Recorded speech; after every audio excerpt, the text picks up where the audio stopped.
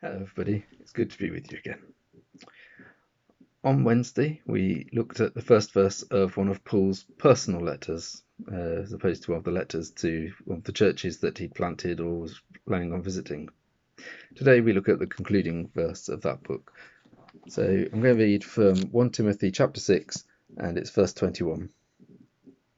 By professing it, some have missed the mark as regards the faith. Grace be with you. Now you may notice that that's coming in halfway through a verse, so let's back up a little bit and find out what the it is that some people have been professing that's concerning Paul. So verse 20 says, Timothy, guard what has been entrusted to you. Avoid the profane chatter and contradictions of what is falsely called knowledge. By professing it, some have missed the mark as regards the faith. Grace be with you.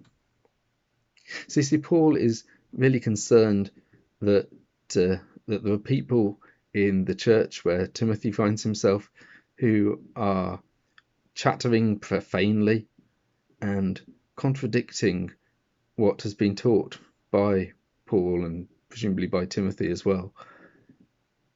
And those who are calling this false teaching knowledge. This happens a lot. It happens in individuals, it happens in churches, it happens in denominations.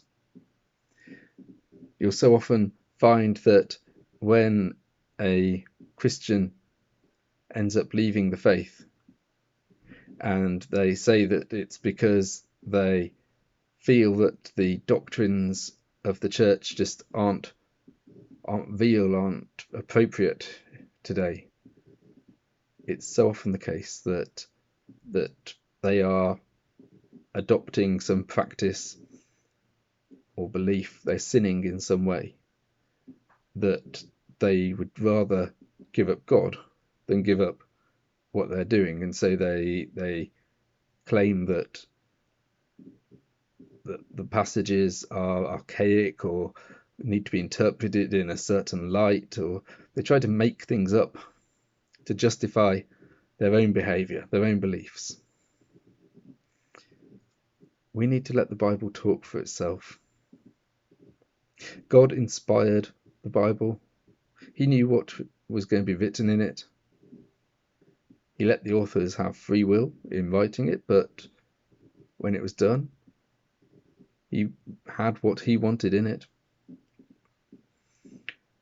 And yet there are people who will talk profanely. That is to say, they will try to assert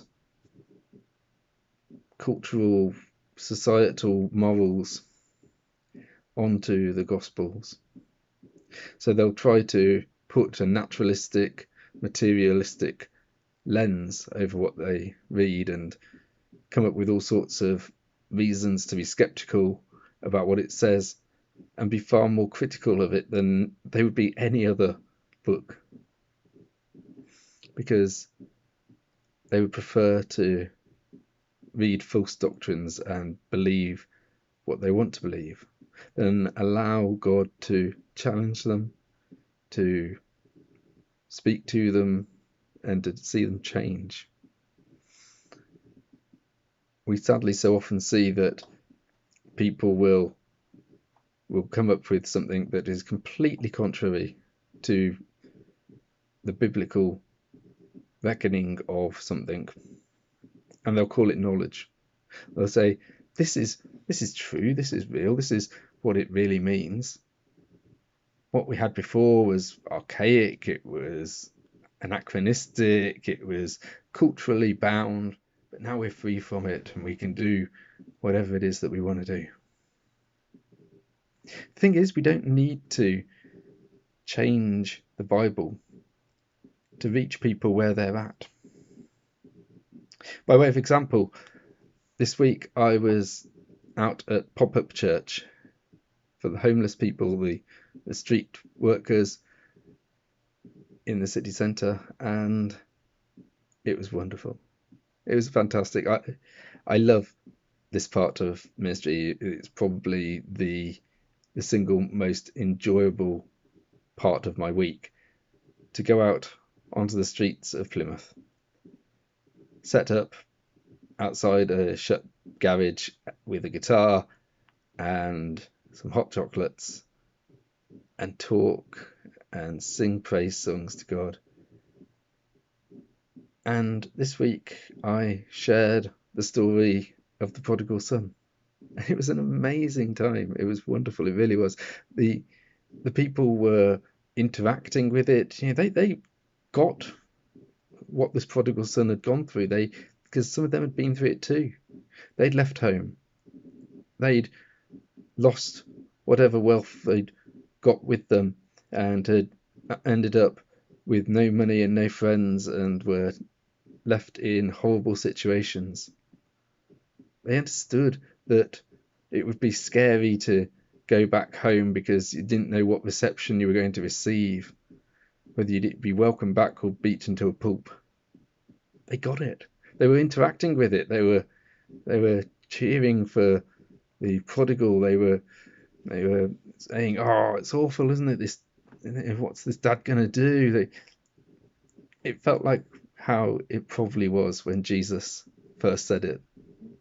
It felt like the first time that this had been told. It was an amazing experience.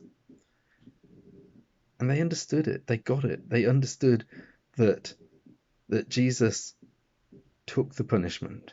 They understood that God wanted to wrap his arms around them in a bear hug of love, if only they would just take that first step towards him. We don't need to sugarcoat. We don't need to pander to society. We just need to tell people the gospel. We just need to tell people that there is a God who loves them so much that he was willing to die for them, that he was willing to take the eternal consequences of our wrongdoings on himself so that we could be free to be in relationship with him. We need to be honest to Scripture. Let Scripture speak for itself and see people responding and coming into his kingdom. That's all I've got for you today.